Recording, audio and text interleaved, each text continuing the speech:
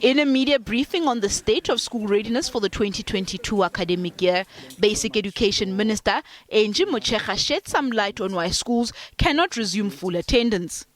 According to Motshekga, social distancing parameter regulations are dependent on COCTA, and as such it would need their go-ahead to allow more learners into the classroom. Last year, the negotiations that made it difficult for us to have all learners, especially in primary schools, going back, we couldn't get the concession of shifting from 1.5 to 0.5. We're only allowed a meter. So which threw off some of our plans in August. So we're not able to really get the full concession from the Coronavirus Control Council. So that's why we're unable to get all learners back by August. So we're able to only get about 80% of them. Our regulations and our protocols are dependent on the protocols and the regulations of COCTA.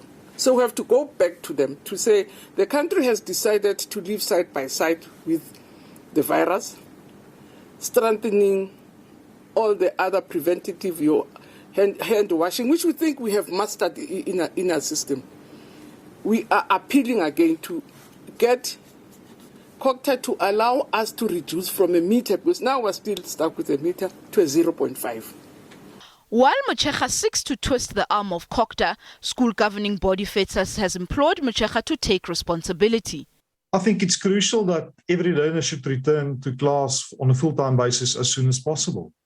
Although the Minister said it depends on COCTA and the National Corona Command Council, it's her responsibility as the Minister of Education to lead.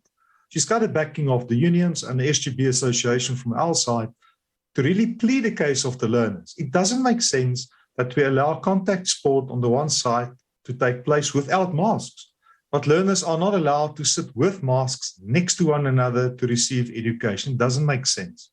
Teacher Union SATU, on the other hand, has welcomed the latest delay by Basic Education. We welcome the decision by the Department of Basic Education to allow our schools to continue with rotational timetabling. We do so because it is important for us to put the lives of the teachers, the education support personnel, and our learners and their communities first. While SATU says the next few weeks must be used for observations, NAPTOSA says it will look to science for the answers. We, on our side, are talking to our scientists, together with other unions, so that we also hear what they are saying about the future of this virus. What are the plans in terms of mitigating the impact, particularly in our schools? Ahead of the reopening of schools, Motshekga also stated that schools would not embark on vaccinations on their premises. However, she could not be held responsible if minors presented themselves for vaccinations at sites. Mahlako Komani, SABC News, Pretoria.